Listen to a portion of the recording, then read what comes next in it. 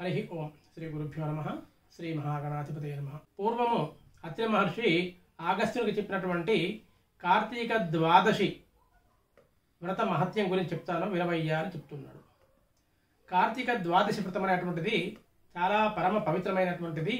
కార్తీక ద్వాదశి నాడు గంగా స్నానం చేస్తే, గోదావరి నదీ స్నానం చేస్తే ఎంత ఫలం కలుగుతుందో కార్తీక ద్వాదశి వ్రతం వల్ల అంత ఫలం కలుగుతుంది. కార్తీక ద్వాదశి వ్రతం అంటే కార్తీక దశమి రోజు ఒక పూట భోజనం చేయాలి, రాత్రిపూట నిరాహారంగా ఉండాలి, ఏకాదశి పూర్తిగా ఉపవాసం ఉండాలి. ద్వాదశి రోజు ద్వాదశి ఘడియలు పూర్తి కాకముందే స్వామివారి ప్రసాదాన్ని స్వీకరించాలి. అది ద్వాదశి వ్రతం అంటారు. ఈ కార్తీక ద్వాదశి రోజు కనుక వ్రతం ఆచరిస్తున్నట్టుంటే చాలా ఫలం కలుగుతుంది. అటువంటి కార్తీక ద్వాదశి వ్రతాన్ని ఆచరించినటువంటి అంబరీష మహారాజు వృత్తాంతం చెబుతాను అని జనక మహారాజుకు వశిష్ఠ మహాముని వివరిస్తున్నాడు. పూర్వం అంబరీషుడు అనేటువంటి ఒక మహారాజు భూమండలాన్ని పరిపాలిస్తుండేవాడు. ఆ అంబరీషుడు మహాభక్తుడు.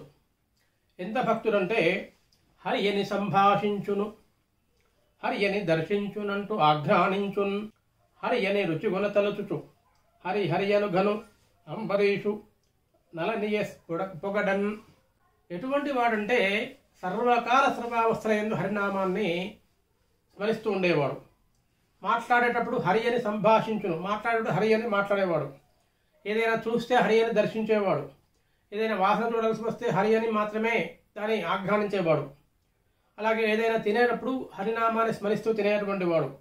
ఇలా హరి హరి హరి హరి హరి అని హరినామాన్ని సర్వదా స్మరిస్తూ ఉండేటువంటి పరమ భాగవతోత్తముడు, పరమ విష్ణు భక్తుడు అంబరీషుడు. ఆ అంబరీషుడు ఇటు దైవ కార్యాలతో పాటు రాజకార్యాన్ని కూడా చాలా చక్కగా నిర్వర్తించేవాడు. ఆయన రాజ్యంలో ప్రజలందరూ కూడా సమస్త సుఖ సంపదలతో తొలతూగి రాజ్యం సుభిక్షంగా ఉండేటువంటిది. ఒకసారి అంబరీషుడు ఒక సంవత్సరం పాటు ఈ ద్వాదశి వ్రతాన్ని ఆచరిస్తాడు. ఇక అంటే గత కార్తీక మాసంలో ద్వాదశి వ్రతం ప్రారంభించిండు. ప్రతి దశమి రోజు ఒకప్పుడు భోజనము, ఏకాదశి రోజు ఉపవాసము, భగవన్నామ స్మరణ, ద్వాదశి రోజు ద్వాదశి పాలన కాకముందు ప్రసాదాన్ని స్వీకరించడము, ఉపవాస విసర్జన చేస్తూ ఉండేవాడు. అలా ఒక సంవత్సరము ఆయన వ్రతం పూర్తయింది. కార్తీక మాసం వచ్చింది. ఆ కార్తీక మాసంలో వచ్చేటువంటి ఏకాదశి రోజు పూర్తిగా ఉపవాసం ఉన్నాడు, హరి సేవ చేశాడు. ద్వాదశి రోజు ఇక పారణ చెయ్యాలి. ద్వాదశి రోజు పారణ చేసేటువంటి సమయానికి ఒక విచిత్రం జరిగింది. అయితే మనకి తిథులన్నీ కూడా చాలా గమ్మత్తుగా ఉంటాయి. మనకు ఉదయం 6 నుంచి సాయంత్రం 6 వరకు లేదా 24 గంటల వరకు ఒక నిర్దిష్టమైనటువంటి కాల పరిమితిలో తిథులు ఉండవు. ఆ తిథులు ఒక్కొక్కసారి ఉదయం 9 గంటల వరకు, 10 గంటల వరకు, 12 గంటల వరకు, సాయంత్రం 5 గంటల వరకు రకరకాలుగా ఉంటాయి. అలా ఆసారి ఉదయం 11 గంటల వరకు మాత్రమే తిథి, ద్వాదశి తిథి ఉన్నది. ద్వాదశి ఘడియలు ముగిసే లోపల అంబరీషుడు ద్వాదశి పాలన చెయ్యాలి, స్వామివారి ప్రసాదాన్ని స్వీకరించాలి. అయితే ఆ రోజు పూజ పూర్తయిపోయింది. బ్రాహ్మణులకి సంభావనలు ఇచ్చాడు, వారి ఆశీర్వచనం తీసుకున్నాడు, వారందరికీ భోజనాలు ఏర్పాటు చేశాడు, బ్రాహ్మణ సంతరం ఏర్పాటైంది. ఆ తర్వాత ఆయన అంబరీషుడు పాలన చేద్దాము అనేటువంటి సమయానికి దుర్వాస మహాముని ఏతించాడు. దుర్వాసుడు, వాసము అంటే వస్త్రము, దు అంటే చెడు, చెడు వస్త్రాన్ని కలిగినవాడు, కట్టుకున్నవాడు, ధరించినవాడు అనేటువంటి అర్థము. ఏమిటి చెడు? దుర్వాసుడు ముక్కోపి. అసలు దుర్వాసుడికి కోపము రాదు అంటే ఆశ్చర్యము. ఆయనకు ముక్కు మీద కోపము అంటే కోపము, అంటే కోపము. ఎప్పుడు ఎవరిని శపిస్తాడో కూడా అర్థం కాని విషయం. అటువంటి దుర్వాసుడు వచ్చాడు. అతిథి అభ్యాగతి విష్ణు అన్నారు. అంటే ఎవరైనా సరే భోజన సమయానికి గనక మన ఇంటికి వచ్చిన వారు అతిథులు అంటారు. తిథి, వారము, నక్షత్రము లేకుండా ముందుగా ఎటువంటి సమాచారం లేకుండా వచ్చేవారు అతిథులు. ఆ తిథి, తిథితో సంబంధం లేకుండా వచ్చేవాడు అతిథి. అటువంటి అతిథి విష్ణువుతో సమానము. అది ఈ కార్తీక ద్వాదశి వ్రతము పూర్తయ్యే సమయానికి, ద్వాదశి పాలన సమయానికి ఆయన వచ్చాడు. సాక్షాత్తు విష్ణు స్వరూపుడు లాగా మహర్షి వచ్చాడు అని చెప్పి ఆ అంబరీషుడు దుర్వాస మహామునికి ఆహ్వానం ఇచ్చేసి ఆయనను ఒక పీఠం మీద కూర్చోబెట్టి పాద ప్రక్షాళన చేసి తగినటువంటి పూజా ద్రవ్యాలు సమర్పించి, స్వామి, నేను ఈ కార్తీక ద్వాదశి వ్రతాన్ని ఆచరిస్తున్నాను. ఇప్పుడు నేను ప్రసాదం స్వీకరించాలి, మీరు కూడా రండి అన్నాడు. సరే, అప్పుడు ఆ దుర్వాసుడు, నేను నదీ స్నానానికి వెళ్ళి స్నానం చేసి వస్తాను అన్నాడు. సరే అన్నాడు అంబరీషుడు. వెళ్ళాడు. దుర్వాసుడు నదీ స్నానానికి వెళ్ళాడు. సమయం గడుస్తున్నది. ఇక్కడ ద్వాదశి గడియలు దగ్గర పడుతున్నాయి. దుర్వాస మహాముని రాలేదు. అంబరీషునికి చాలా ఇబ్బందికరమైన పరిస్థితి ఏర్పడింది. ఒకవైపు ద్వాదశి ఘడియలలోపు కనుక ద్వాదశి పాలన చేయకపోయినట్లుంటే, స్వామివారి ప్రసాదాన్ని స్వీకరించకుండా ఉండినట్లుంటే, ఇప్పుడే కాదు గత సంవత్సరం మొత్తం కూడా చేసిన ద్వాదశి వ్రత ఫలం మొత్తం కూడా గంగలో పోసిన పన్నీరు అవుతుంది, అపచారం అవుతుంది, విష్ణు అపచారం అవుతుంది, దైవ దూషణ అవుతుంది. అలానే పాలన చేద్దామా, ప్రసాదం స్వీకరిద్దామా, సాక్షాత్తు వచ్చినప్పుడు మహర్షి మహాముని విష్ణు స్వరూపుడు, మరి ఆయన్ను కాదని కనుక పాలన చేస్తే అది ఇబ్బందే. అప్పుడు విష్ణువును అవమానించినట్లే, అప్పుడు విష్ణువును అవమానించినట్లే. ఏం చెయ్యాలో అర్థం కాని పరిస్థితి. ఇక కార్తీక ద్వాదశి పాలనలోనూ పరమేశ్వరుడు అగ్ని రూపంలో ఉంటాడట అని వేదం చెప్తుంది. జఠరాగ్ని రూపంలో ఉన్నటువంటి అగ్ని ప్రాణవాయువు వలన ప్రజ్వలింపబడుతుంది. మనకు ఆకలి కలుగుతుంది. జీవుడు స్వీకరించేటువంటి భక్ష, భోజ్య, చోక్ష్య, లేఖ్యం అనేటువంటి 4 రకముల పదార్థాలు ఏవైతే ఉంటాయో అటువంటి పదార్థాన్ని అగ్ని మన శరీరంలో నుండి అగ్ని ఆరగిస్తూ ఉన్నాడు. కనుకనే ఇంటికి వచ్చినటువంటి అభ్యాగతి ఎవరైనా సరే, అతిథి ఎవరైనా సరే అతన్ని వదిలిపెట్టి భోజనం చేయకూడదు. అందులో నిత్యాగ్నిహోత్రుడు, పరమ నిష్ఠాగరిష్ఠుడు, యోగీశ్వరుడు, విశేష విప్రుడైనటువంటి దుర్వాస మహాముని అతిథిగా వచ్చాడు. అతన్ని కాదని ముందుగా భోజనం చేస్తే ఆయుస్సు, ఆరోగ్యము, కీర్తి, ప్రతిష్టలు నశిస్తాయి. భోజనానికి రమ్మని ముందుగా తింటే ఆ ముక్కోపు శపించేటువంటి అవకాశం కూడా ఉంది. అలా అని అతిథిని నిర్లక్ష్యం చేయడము కష్టము. లేదా పాలన అతిక్రమించినట్లుంటే ఇటు దైవ దోషణ అవుతుంది. సంవత్సరం మొత్తము ఆచరించినటువంటి ద్వాదశి వ్రత ఫలం మొత్తం కూడా గంగలో కలిసినట్లుగా అవుతుంది. ఫలమంతా కూడా నశిస్తుంది. అంబరీషుడికి చాలా సంకట పరిస్థితి ఏర్పడింది. ఒకవైపు చూస్తే దైవ అపచారము, ఇంకోవైపు చూస్తే అతిథి అపచారము. ఏం చేయాలో అర్థం కావడం లేదు. అక్కడ అనేక మంది బ్రాహ్మణోత్తములు ఉన్నారు, పండితులు ఉన్నారు. వారిని అడిగాడు, మరి ఏం చేయమంటారు? ఒకవైపు చూస్తేనేమో ద్వాదశి ఘడియలు దాటిపోతున్నాయి, మరి రెండో వైపు చూస్తేనేమో ఆయన అతిథి వచ్చాడు, స్నానానికి వెళ్ళాడు, ఇంకా తిరిగి రాలేదు. ఆయన రాకుండా పాలన చేస్తే ఒక పాపము, ద్వాదశి ఘడియలు దాటిపోతే ఇంకో పాపము. ఏం చెయ్యాలి అంటే మరేం చెప్పారంటే, ఒకవేళ ముని కనుక వచ్చిన తర్వాత ఏదైనా శాపం ఇస్తే దాన్ని భరించడమో లేదా దాన్ని త్రిప్పుకోనేటువంటి శక్తి కానీ ఉన్నది. ఇక అతను అతిథి, విష్ణు స్వరూపుడు. ఇక్కడ ద్వాదశి పాలన కనుక ద్వాదశి ఘడియల లోపల చేయకపోతే సాక్షాత్తు శ్రీ మహావిష్ణువును అవమానించినట్లు, విష్ణు అపరాధము చేసినట్లు. అక్కడ విష్ణు స్వరూపము, ఇక్కడ సాక్షాత్తు శ్రీ మహావిష్ణువు. కాబట్టి అతిథి రాకపోయినా సరే ద్వాదశి ఘడియలలోపు పాలన చేయడమే ప్రాధాన్యము అనేటువంటి ఏకాభిప్రాయానికి రావడం జరిగింది. వారేమన్నారు, ద్వాదశి పాలనలోపు తప్పకుండా ప్రసాదం స్వీకరించాలి. అయితే ఇక్కడ ఒక మధ్య మార్గం ఉన్నది. అది స్వామివారి తీర్థాలు సేవించడం. తరళ భక్షణము. తీర్థం కనుక తీసుకున్నట్లుంటే ఒకవైపు ద్వాదశి ఘడియలలోపు పాలన చేసినట్లుగా ఉంటుంది, ప్రసాదం స్వీకరించినట్లుగా ఉంటుంది. రెండవ వైపు ఘన పదార్థము కాదు కాబట్టి అటు తీసుకోనటువంటి స్థితి కూడా ఉంటుంది. రెండు వైపులా ఉభయతారకము కాబట్టి నువ్వు స్వామివారి తీర్థాన్ని తీసుకోవయ్యా అని అక్కడ ఉన్న పండితులు చెప్పారు. సరే అని అంబరీషుడు స్వామివారి తీర్థాన్ని ఆ ఉద్ధరణతోటి 3 సార్లు చేతిలో వేసుకొని స్వీకరించాడు. ఆ స్వీకరించి ఆయన ఆచమనము ఆ ఉద్ధరణి పళ్ళని అక్కడ పెట్టాడో లేదో దుర్వాస మహాముని వచ్చాడు. రాగానే ఆయనకు అర్థమైంది, తాను రాకముందే అంబరీషుడు ద్వాదశి పాలన చేశాడు. అంతే, కోపము పెరిగిపోయింది, కళ్ళు ఎర్రబారినాయి, ఈ బుగ్గలు కూడా బాగా ఎర్రగా అయిపోయాయి, పటపట పళ్ళు కొరుకుతున్నాడు.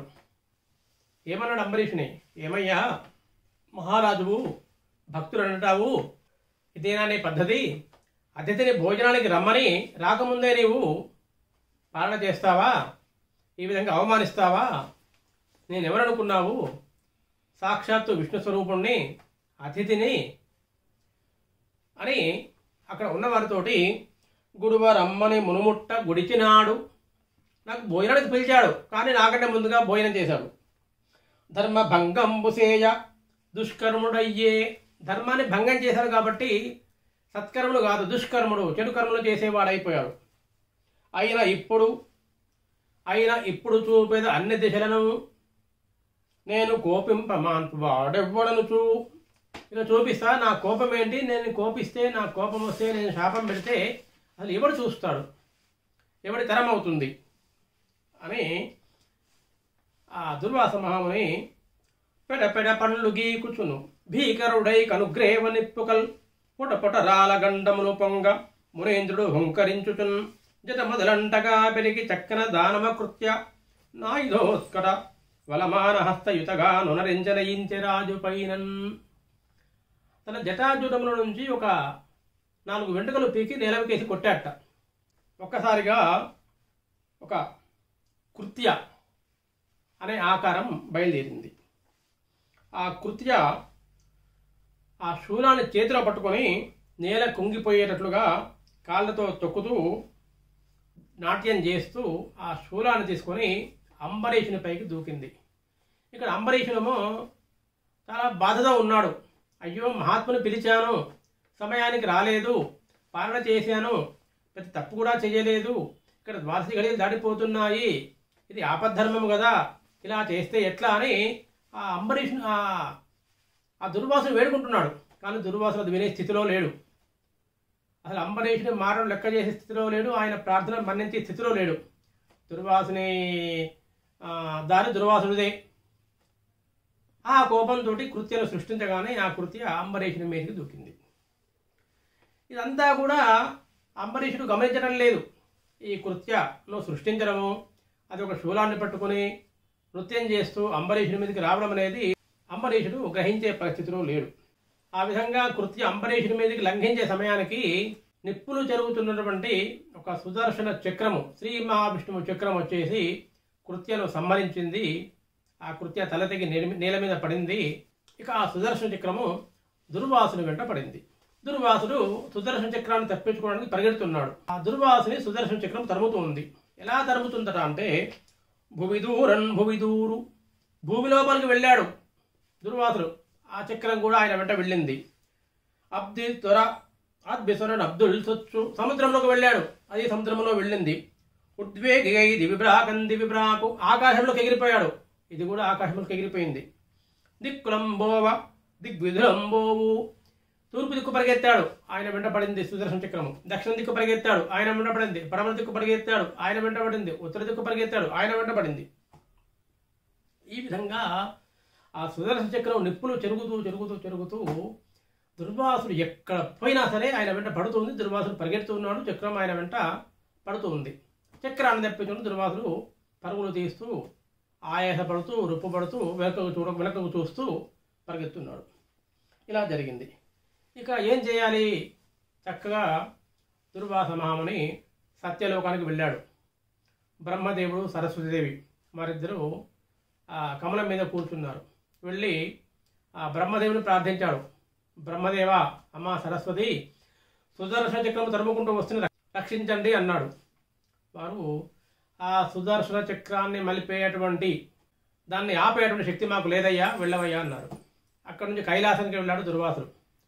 అక్కడ పరమేశ్వరుడు, పార్వతీదేవి ఉన్నారు కైలాసంలో. వారి దగ్గరికి వెళ్ళి, మహాదేవ శంభో శంకర, సుదర్శన చక్రం నన్ను వెంబడిస్తూ ఉంది, ఆ చక్రం నుంచి నన్ను ఎలాగైనా రక్షించండి అన్నారు. లేదు లేదు, ఆ శ్రీ మహావిష్ణువు చక్రం నుంచి రక్షించేటువంటి శక్తి మాకు లేదు, వెళ్ళవయ్యా. ఎవరైతే చక్రాన్ని ప్రయోగించారో వెళ్ళి ఆ శ్రీ మహావిష్ణువు కాళ్ళ మీదనే పడు, అప్పుడు ఆయనే దాన్ని ఉపసంహరిస్తాడు. ఆయన తప్ప ఎవరూ కూడా ఆ సుదర్శన చక్రాన్ని ఆపేటువంటి శక్తి కలిగిన వాళ్ళు లేరు అని పరమేశ్వరుడు చెప్పగా, దుర్వాసుడు సరాసరి వైకుంఠానికి ప్రయాణమై వెళుతున్నాడు. ఆయన వెంబడిస్తూ సుదర్శన చక్రం వెళుతూ ఉంది. దుర్వాస మహాముని శ్రీమన్నారాయణని శరణుజొచ్చాడు. ఓ నారాయణ, జనార్దన, వాసుదేవ, వైకుంఠవాస, రక్షించు నన్ను, నీ సుదర్శన చక్రం తరుముకుంటూ వస్తున్నది, ఆ సుదర్శన చక్రం బారి నుంచి రక్షించేవారు ఎవరూ లేరు, నీవే రక్షించాలి అని కాళ్ళ వేళ పడ్డాడు. ఆ సమయంలో మనకి అధ్యాయము ముగిసిపోయింది. వెంటనే, ఏమయ్యా మహాముని, నీవు మహర్షివి, తపశ్శాలివి, కానీ నీవు చేసే పని ఏమైనా బాగుందా? అంబరీషుడు మహాభక్తుడు. ఆయన ద్వాదశి వ్రతాన్ని ఆచరిస్తున్నాడు. గత సంవత్సరం పాటు ద్వాదశి వ్రతం చేస్తున్నాడు. అటువంటి వాడు ఈ ద్వాదశి వ్రతాన్ని చేస్తూ చేస్తూ ఈసారి ద్వాదశి రోజు అతను పాలన తీసుకునే సమయానికి నువ్వు వెళ్ళావు, బాగుంది. అయితే వెళ్ళిన వాడివి వెంటనే మరి ఆయన ఇచ్చిన ఆతిథ్యం స్వీకరించాలి కదా. ఏదో స్నానానికి వెళ్ళి వస్తానన్నావు, కాళింది నదికి వెళ్ళావు, అందులో మునిగావు, అక్కడ యోగాభ్యాసం చేసుకుని కూర్చున్నావు. ఇక్కడ ద్వాదశి గడియలు దాటిపోతున్నాయి. మరి అంబరీషుని పరిస్థితి ఏమిటి నీకేమైనా అర్థమైందా? ద్వాదశి గడియలు కనుక దాటిపోయిన తర్వాత పాలన చేస్తే గత సంవత్సరం మొత్తం చేసినటువంటి, సంవత్సర కాలం నుంచి చేసినటువంటి మొత్తము ఈ వ్రత ఫలం మొత్తం కూడా పోతుంది. మరి అటువంటిప్పుడు అంబరీషుడు ఏం చేయాలి? నీకోసం ఆగాలా, పాలన చెయ్యాలా? ఆయన భోజనం చేయలేదే, కేవలము తీర్థం మాత్రం పుచ్చుకున్నాడు. అది ఉభయతారకంగా. అక్కడ నిన్ను ఉపేక్షించింది ఏముంది, అవమానం చేసింది ఏముంది, తిరస్కరించింది ఏముంది? నువ్వు హుటాహుటిన వచ్చేసి అంబరీషుడు చెబుతుంటే కనీసం వినకుండా, సంజాయిషి వినకుండా, ఆయన ప్రార్థన ఆలకించకుండా నీ ఎంతలు నువ్వు శాపాలిస్తావా, ఒక కృతిని సృష్టిస్తావా? అది అంబరీషుని మీద దండెత్తుతుందా? అంబరీషుడు నా భక్తుడు. అసలు అతను ఎంతసేపు బాధపడుతున్నాడు, అయ్యో ముని రాలేదు, అపచారం అవుతుంది ఎలా అనేటువంటి మదనతో ఉన్నాడు. అదేమీ గమనించకుండా మహర్షిమైనటువంటి, గొప్పవాడు, తపశ్శాలు అయినటువంటి నీవు చేసే పనా ఇది? అతడు నా భక్తుడు, అది నా భక్తుని రక్షించాల్సినటువంటి అవసరం నాకుంది. ఎప్పుడూ కూడా నా భక్తులను రక్షిస్తూ ఉంటాను. అతను అడిగినా అడగకపోయినా సరే, అతను అక్కడ ఎటువంటి అధర్మం చేయలేదు, ధర్మము లోపము రాకుండా చూసుకున్నాడు. అదేది నువ్వు చూడకుండా ఊరికే అతన్ని చాలా ఇబ్బంది పెట్టావు, కోపడ్డావు, అతనిపై పరుష వాక్యాలు మాట్లాడావు, చిట్ట చివరకు అంబరీషుని సంహరించడానికి కృత్యను సృష్టించావు. అందుగురించి అంబరీషుని కాపాడడానికి నేను సుదర్శన చక్రాన్ని ప్రయోగించాల్సి వచ్చింది. భక్తులను సర్వకాల సర్వావస్థయందు రక్షిస్తూ ఉంటాను, అది నా విధి. కాబట్టి ఆ విధంగా అంబరీషుని రక్షించాల్సి వచ్చింది. మరి కృత్యను సంహరించడానికి పంపించినటువంటి సుదర్శన చక్రం నీ వెంట పడింది.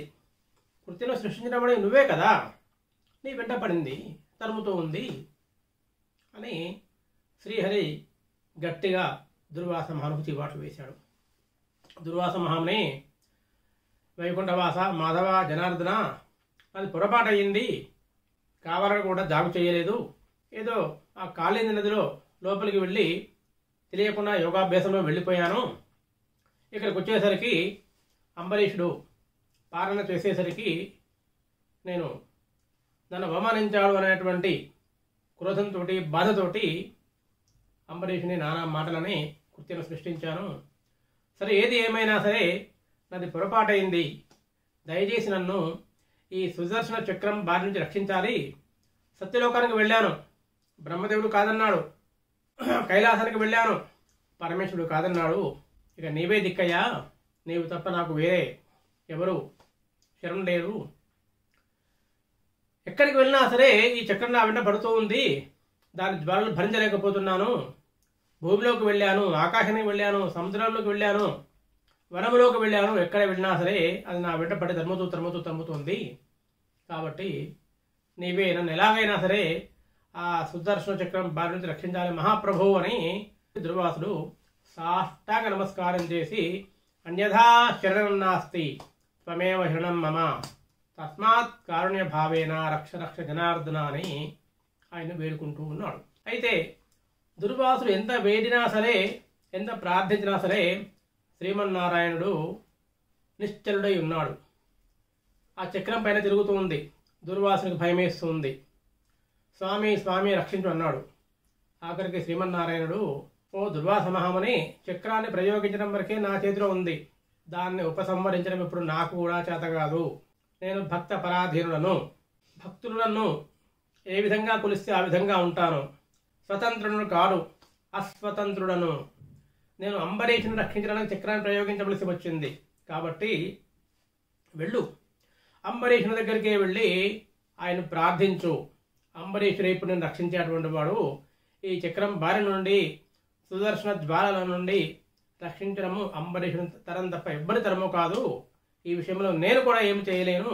నీకు అంబరీషుడే దిక్కు, వెళ్ళి అంబరీషుని శరణు వేడు అని శ్రీమన్నారాయణమూర్తి మరోసారి ఆ దుర్వాస మహామునికి గట్టిగా చీవాట్లు వేసి ఆ సుదర్శన చక్రము బారి నుండి తప్పుకోవడానికి తరుణోపాయాన్ని సూచించాడు.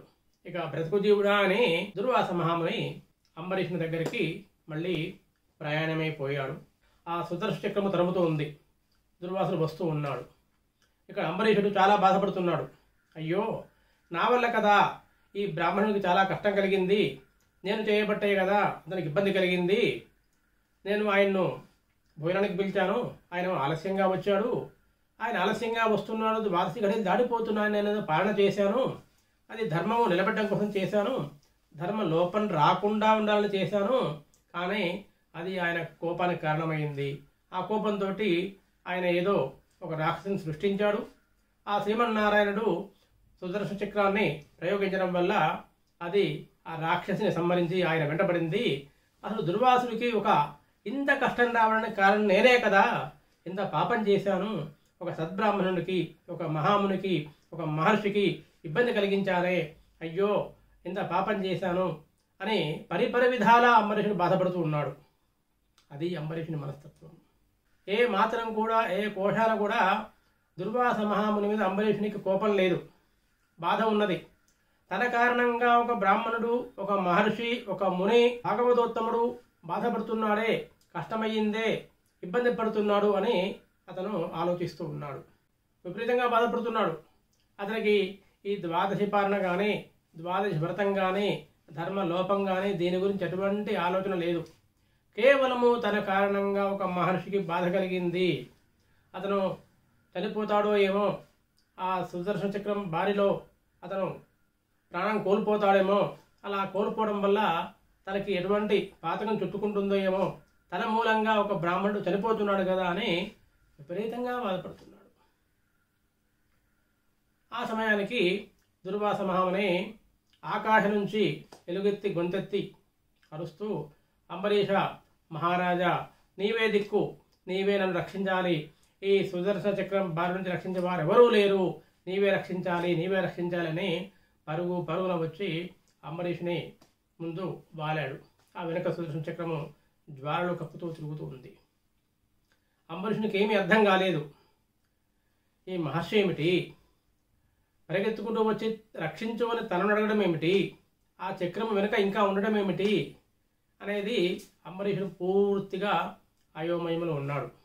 అలా ఉండగా దుర్వాస మహాముని చెప్తున్నాడు, ఓ అంబరీష, నిన్ను ఇబ్బంది పెట్టాలని కృత్యను సృష్టించాను, కానీ నీ రక్షణకై శ్రీ మహావిష్ణువు చక్రాన్ని పంపించాడు.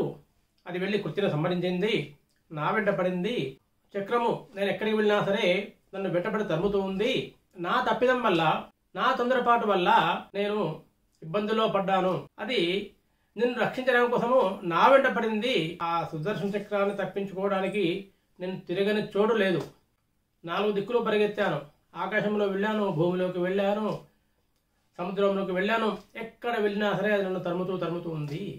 చిట్ట చివరికి అన్ని చోట్ల తిరిగిన తర్వాత ఆ సుదర్శన చక్రపు జ్వాలల నుండి రక్షించుకోవడానికి నేను సత్యలోకానికి వెళ్ళాను.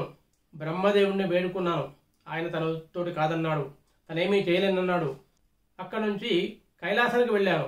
పరమేశ్వరుని వేడుకున్నాను, ఓ పరమేశ్వర, కైలాసనాథ, ఎలాగైనా రక్షించవయ్యా అని. ఆయన చేతులెత్తేశాడు. నాతోటి కాదు, ఎవరైతే చక్రాన్ని ప్రయోగించాడో అక్కడికే వెళ్ళవయ్యా అన్నాడు. ఇక తప్పనిసరి వైకుంఠానికి వెళ్ళాను. శ్రీమన్నారాయణమూర్తి కాళ్ళ మీద పడ్డాను. పరిపర విధాలా వేడుకున్నాను. నీవు తప్ప నాకు వేరే దిక్కు లేదు అని ఎంత మొర పెట్టుకున్నా కూడా ఆయన కూడా చిట్ట చివరికి నేను ఏమి చేయలేను, నా భక్తుడు అంబరీషుడు కాబట్టి అంబరీషుని రక్షించడానికి నేను చక్రాన్ని ప్రయోగించాను. అంబరీషుని ద్వారా మాత్రమే నీకు చక్రము నుండి ఉపసంహారం జరుగుతుంది. ఈ విషయంలో నేను కూడా నిస్సహాయుడిని, వెళ్ళి అంబరీషుని శరణువేడు అని నాకు శ్రీ మహావిష్ణువు ఉద్బోధించాడు. శ్రీ మహావిష్ణువు ఆజ్ఞ ప్రకారంగా నేను వచ్చి నేను శరణు పెడుతున్నాను. ఎలాగైనా సరే ఈ చక్రము బారి నుంచి, సుదర్శన జ్వాలల నుంచి రక్షించి నాకు ప్రాణభిక్ష కల్పించబడి నివేరయ్యా అంబరీష అని దుర్వాస మహాముని అంబరీషుని వేడుకున్నాడు. దుర్వాస మహాముని వేడుకున్న విధానాన్ని చూస్తే అంబరీషునికి చాలా బాధ కలిగింది. అంతకుముందే దుర్వాస మహాముని రాకముందే అంబరీషుడు బాధపడుతున్నాడు. అయ్యో, నా వల్ల ఒక బ్రాహ్మణుడికి, ఒక తపస్సుకి ఇబ్బంది కలిగింది కదా అని చెప్పేసి బాధపడుతున్న తరుణంలో ఈయన వచ్చి నన్ను రక్షించు అన్నాడు. అంబరీషుడు ఒకటే అనుకుంటున్నాడు, కేవలము నా వల్ల కదా ఈ మహాత్మునికి ఎటువంటి ఇబ్బంది కలిగింది అని. ప్రాణ భయంతో దుర్వాస మహాముని అంబరీషుని శరణు వేడాడు. అంబరీషుడు ఆ సుదర్శన చక్రం వైపు తిరిగి, ఓ చక్రరాజమా, నీకు నమస్కారము. నిన్ను విడిచిన తర్వాత నీ పని పూర్తి చేయడమే నీ యొక్క కర్తవ్యము. నీ యజమాని ఏది చెప్తే నువ్వు అది చేస్తుంటావు. నీకు ఎదురు తిరిగేవారు లేరు. నీ పని పూర్తి చేసుకుని పోతూ ఉంటావు. నిన్ను ఎదిరించేవారు లేరు. ఎవరు ఎదిరించినా సరే వారు సంహరింపబడవలసిందే. కానీ ఇక్కడ దుర్వాస మహాముని శరణు వేడాడు. నేను మహారాజును, నా రాజ్యంలోకి ఆయన వచ్చాడు. శరణు కోరిన వారికి ప్రాణభిక్ష పెట్టడం అనేది రాజకర్తవ్యము. కాబట్టి ఓ చక్రరాజమా, నన్ను మన్నించు. ఈ దుర్వాసుడు చేసినటువంటి అపరాధాన్ని మన్నించు. దయచేసి వెనక్కి మరలిపో, ఈయనను రక్షించు అని పరిపరి విధాల అంబరీషుడు సుదర్శన చక్రాన్ని కోరుకున్నాడు. అప్పుడు సుదర్శనుడు, ఏమో ఈ అంబరీష, నీవు నన్ను అడుగుతున్నావేంటి? నీవు ఆదేశిస్తే నేను వెనక్కి మరలిపోవాలా? ఇదేనా? నీవు రాజు అయితే మాత్రం నీ ఆజ్ఞ నేనెందుకు పాలించాలి అని ఒక విధమైనటువంటి ఆ మానుష రూపంలో సుదర్శనుడు మాట్లాడాడు. అప్పుడు అంబరీషుడు, సుదర్శనమా, నీవు శ్రీ మహావిష్ణువు చేతికి ఎప్పుడూ ఉండేవాడివి. శ్రీ మహావిష్ణువు చెప్పినట్లుగా ఆయన ఆజ్ఞను నిర్వర్తించేవాడివి. నేను శ్రీ మహావిష్ణువు భక్తులను. నీ కర్తవ్యమైనా నా కర్తవ్యమైనా ఆర్తత్రాణపరాయణను రక్షించడమే కదా. సాక్షాత్తు శ్రీ మహావిష్ణువే నన్ను శరణు వేయడమని మహర్షికి ఆజ్ఞ ఇచ్చాడు కదా. ఆయన వచ్చి శరణు వేడాడు కదా. ఆయన రక్షించడం అనేది నా ధర్మం కదా. అందులో నేను రాజును. మరి రాజుగా నేను ఒకసారి ఆయనకు ప్రాణభిక్ష పెట్టిన తర్వాత అతన్ని కాపాడవలసిన బాధ్యత నా మీద ఉన్నది. కాబట్టి దయచేసి నువ్వు మెలకుకు మరలిపోవయ్యా అని ప్రార్థిస్తే సుదర్శనుడు ఒప్పుకోడు. అప్పుడు అంబరీషుడు, సరే సుదర్శన రాజమా, నీవు నన్ను చంపిన తర్వాత మాత్రమే ఆ దుర్వాస మహాముని ఏమైనా చేయగలవు. ఇదిగో నేను విల్లు బాణాన్ని తీసుకుంటున్నాను, చేతినైతే నాతో యుద్ధం చెయ్యి, నన్ను సంహరించు, తర్వాత మాత్రమే నువ్వు మహర్షి జోలికి వెళ్ళాలి అని ఆ అంబరీషుడు విల్లు బాణాలు తీసుకొని మొట్టమొదట ఆ సుదర్శనుడికి పాదాలకి నమస్కారం చేస్తూ ఒక బాణ ప్రయోగం చేస్తాడు. చేసి రెండవ బాణం ఎక్కుపెట్టేంతలో అప్పుడు ఆ సుదర్శనుడు, ఓ అంబరీష మహారాజా, నీ భక్తికి మెచ్చాను, నీ రాజకర్తవ్యానికి మెచ్చాను, నీ పరాక్రమము తెలుసుకోవాలి అని మాత్రమే నేను ఇప్పటిదాకా నువ్వు అడిగినా సరే అంగీకరించలేదు. అంతేకాని ఈ మహర్షిని ఇబ్బంది పెట్టాలని కానీ లేదా నీతో యుద్ధం చేయాలని కానీ నా ఉద్దేశం కాదు. శ్రీ మహావిష్ణువు ఆజ్ఞ ప్రకారంగా దుర్వాస మహాముని నీ దగ్గరికి వచ్చి శరణం వేడాడు. నీవు ఆయనకి ఆ ప్రాణభిక్ష ఇచ్చావు. శ్రీ మహావిష్ణువు ఆజ్ఞ అదే కదా. ఆయన ఆజ్ఞను పాలించడము మనందరి కర్తవ్యము. ఇందులో నేను కూడా చేయగలిగింది ఏమీ లేదు. నేను మరలిపోతున్నాను అని ఆ సుదర్శన చక్రరాజము తిరిగి వైకుంఠానికి వెళ్ళిపోయింది. ఒక్కసారిగా దుర్వాస మహాముని ఊపిరి పీల్చుకున్నాడు. అమ్మయ్య, ప్రాణం నిలబడింది. ఓ అంబరీష మహారాజా, నీకు చాలా కృతజ్ఞుడను. నా ప్రాణాన్ని ఈరోజు నువ్వు రక్షించావు. లేకపోతే నాకు ఇదే చివరి రోజు అయ్యి ఉండేటువంటిది అని అనేక విధాలుగా పరిపరి విధాలుగా దుర్వాస మహాముని అంబరీష మహారాజును కొనియాడాడు. నేను నిన్ను చాలా ఇబ్బంది పెట్టాను. ద్వాదశి పారణకు సమయానికి రాకుండా ఆలస్యం చేశాను. నీకు ధర్మ సంకట కలిగించాను. తర్వాత నిన్ను సంహరించడానికి కృత్యను సృష్టించాను. అయినా సరే నా మీద ఏమాత్రము కోపం లేకుండా నీకు నాకు ప్రాణభిక్ష పట్టమనేటువంటిది చాలా సంతోషంగా ఉంది. ఇటువంటి పని మహాత్ములు మాత్రమే చేయగలరు, భక్తాగ్రేసరులు మాత్రమే చేయగలరు. అసలు ఇప్పటి వరకు నీ వంటి భక్తుడు నేను చూడలేదు. ఎంత పుణ్యం చేసుకున్నావయ్యా. అసలు ఇటువంటి పుణ్యాత్ముడితోటి ప్రాణభిక్ష పొందడం అనేటువంటిది నా పూర్వజన్మ సుకృతము అని పరిపరి విధాల దుర్వాస మహాముని అంబరీష మహారాజును కొనియాడాడు. దానికి అంబరీషుడు, లేదు మహాత్మా, మీరు మళ్ళీ మా ఇంటికి ఆతిథ్యానికి రావడము నా పూర్వజన్మ సుకృతము. గతంలో మీరు నా ఆతిథ్యం స్వీకరించకుండా వెళ్ళారు. ఇప్పుడు నా ఆతిథ్యం స్వీకరించండి అని మళ్ళీ ఆ అంబరీషుడు యథావిధిగా దుర్వాస మహామునికి పాద ప్రక్షాళన చేసి ఉచితాసనం మీద కూర్చోబెట్టి తాంబూలాదులు ఇచ్చేసి ఆయనను సత్కరిస్తాడు. అప్పుడు ఆ దుర్వాస మహాముని, ఏమయ్యా అంబరీష, ఎంత పుణ్యం చేసుకున్నావు. ఇటువంటి వాడిని లోకంలో నేను చూడలేదు. ఎంత విష్ణు భక్తులవు. అసలు నేను ఏమైనా సరే నీకు ఏమాత్రం కోపం రాలేదే. నా మీద ఏమాత్రమూ కోపం లేదు. నాకు ప్రాణభిక్ష పెట్టావు అంటే అసలు కోపము అనేటువంటిది తెలియనటువంటి మహారాజు నీవు. ఇటువంటి వాడిని ఎప్పుడూ చూడలేదు. ఎంత విష్ణు భక్తి. నిన్ను కాపాడడానికి సాక్షాత్తు శ్రీ మహావిష్ణువు చక్రను పంపించాడు. అంతకంటే గొప్ప విష్ణు తత్వము విష్ణు భక్తి ఏముంటుంది. ఇటువంటి నీ వంటి వాడి ఇంట నీ ఆతిథ్యాన్ని స్వీకరించడం అనేటువంటిది నాకు కూడా చాలా శుభప్రదమైనటువంటిది. ఇంకా నీ మూలాన నేను సత్యలోకానికి వెళ్ళాను.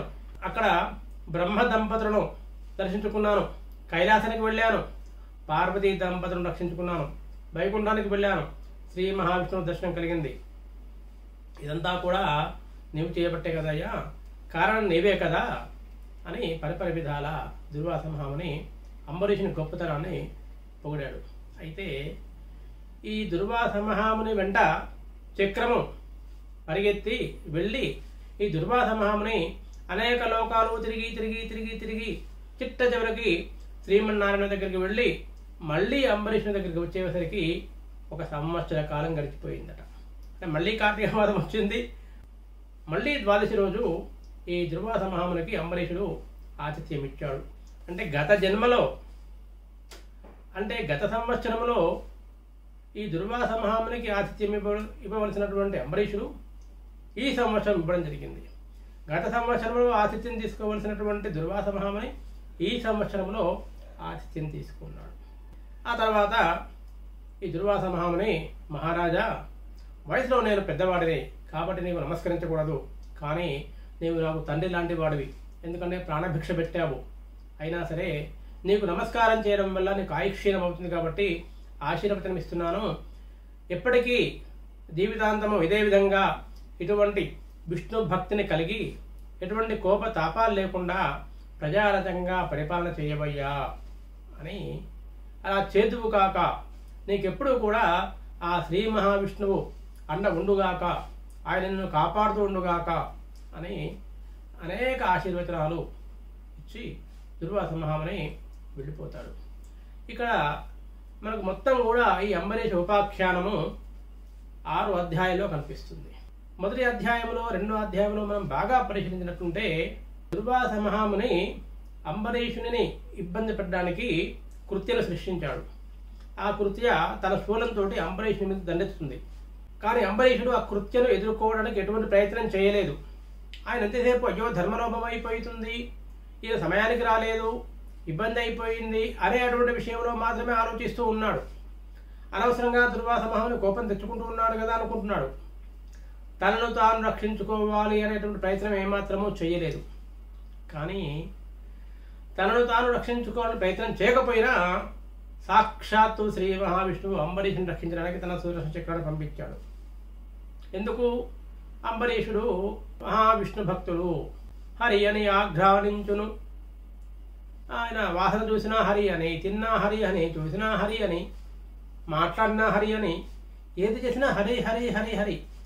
ప్రహ్లాదుడు ఏ విధంగానైతే సర్వకాల సర్వావస్థయందు శ్రీమన్నారాయణ నామని జపిస్తూ ఉండేవాడో అలాగే అంబరీషుడు కూడా శ్రీమన్నారాయణ జపాన్ని చేస్తుండడం వల్ల, హరినామాన్ని స్మరిస్తుండడం వల్ల ఆయన మనస్సు మొత్తం కూడా హరితో నిండిపోవడం వల్ల ఆయన సాక్షాత్తు శ్రీహరియే రక్షించాడు.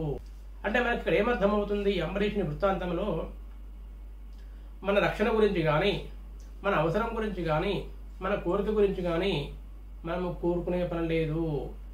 ఎప్పుడైనా సరే అదంతా కూడా శ్రీమన్నారాయణుడు చూసుకుంటాడు. ఎప్పుడు అన్యథా శరణం నాస్తి త్వమేవ శరణం మమ, మొత్తం నీదే భారమయ్యా అని ఎప్పుడైతే ఆయన మీద భారం వేస్తామో అప్పుడు మాత్రమే ఆయన మొత్తం కూడా చూసుకుంటాడు అనేటువంటిది మనకి ఈ అంబరీషుని వృత్తాంతంలో మనకి తెలుస్తుంది. ఇదే విషయం భగవద్గీతలో కూడా మనకి ఒక మంచి శ్లోకం ఉంటుంది. ఆ శ్లోకాన్ని చెప్పి అధ్యాయం మనము పూర్తి చేసుకుందాము. అనన్యా చింతయంతో మా ఏ జనా పర్యుపాసతే తేషాం నిత్యాభియుక్తానాం యోగక్షేమం వహామ్యహం. అనన్యా చింతయంతో మా ఏ జనా పర్యుపాసతే, ఎవరైతే ఇతర విషయాలందు ఆసక్తి లేకుండా, ఏ జనా పర్యుపాసతే, ఎవరైతే నన్ను సర్వదా ఉపాసిస్తూ ఉంటారో, తేషాం నిత్యాభియుక్తానాం, అటువంటి వారిని ఎప్పుడు కూడా వారి యోగక్షేమం వహామ్యహం, వారి యోగము క్షేమము నేనే చూస్తూ ఉంటాను అన్నాడు శ్రీకృష్ణ పరమాత్మ భగవద్గీతలో.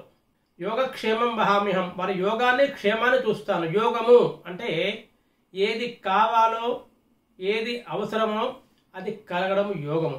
ఇల్లు లేని వాడికి ఒక గృహం కలిగితే గృహయోగము, వివాహం కాని వాడికి వివాహం అయితే వివాహ యోగము, సంతానం లేని వారికి సంతానం కలిగితే సంతాన యోగము, ఉద్యోగం లేని వాడికి ఉద్యోగం కలిగితే ఉద్యోగ యోగము, సంపద కలిగితే సంపద లేని వాడికి సంపద కలిగితే సంపద యోగము, అనారోగ్యం వాడికి ఆరోగ్యం కలిగితే ఆరోగ్య యోగము. అవన్నీ యోగాలు. మరి వచ్చిన యోగం అనేటువంటిది ఎప్పుడు ఉండాలి, క్షేమంగా ఉండాలి. ఏదో పెళ్ళయింది విడిపోయారు, అబ్బాయో అమ్మాయో పుట్టారు చనిపోయారు, అనారోగ్యం కొద్దిగా బాగైంది మళ్ళీ తిరగబెట్టింది, లేదా ఏదో ఇల్లు కొనుక్కున్నారు అమ్మేశారు, లేదా ఉద్యోగం వచ్చింది ఊడిపోయింది. కాదుగా, అది క్షేమం ఎలా అవుతుంది? కాదంటే అటువంటి యోగాన్ని కల్పించేవాడు, కల్పించిన యోగాన్ని క్షేమంగా ఉంచేవాడు శ్రీ మహావిష్ణువు. ఎప్పుడు అరణ్యా చింతయంతమా ఏ జనా పర్యుపాసతే తేషాం నిత్యాభియుక్తానాం యోగక్షేమం వహామ్యం. సరిగ్గా ఆ శ్లోకానికి అన్వయించడానికి సరిపోయిన వాడు ఇక్కడ అంబరీషుడు.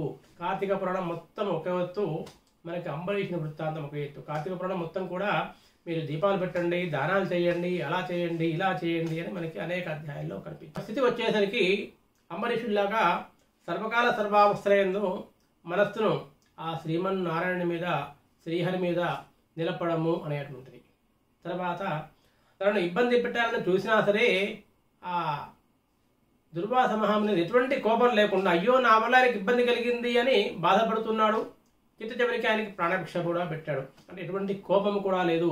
అరిషడ్ వర్గాలను జయించాడు అని అర్థం.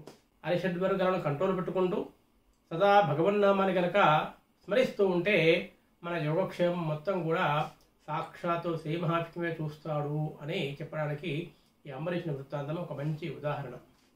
మీకు కనుక వీడియో నచ్చినట్టుంటే అందరికీ షేర్ చేయండి, లైక్ చేయండి, కింద కామెంట్ పెట్టండి, ఛానల్ని సబ్స్క్రైబ్ చేసుకోండి. ధన్యవాదాలు.